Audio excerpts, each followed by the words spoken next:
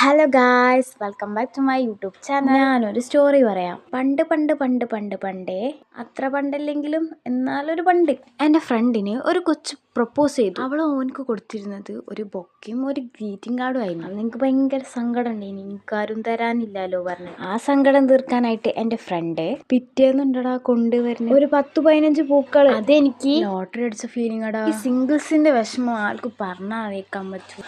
അത് അനുഭവിച്ചാലല്ലേ മനസ്സിലാവൂ. എന്നെ പോലുള്ളവരൊന്ന് കമന്റ് ചെയ്തോളി.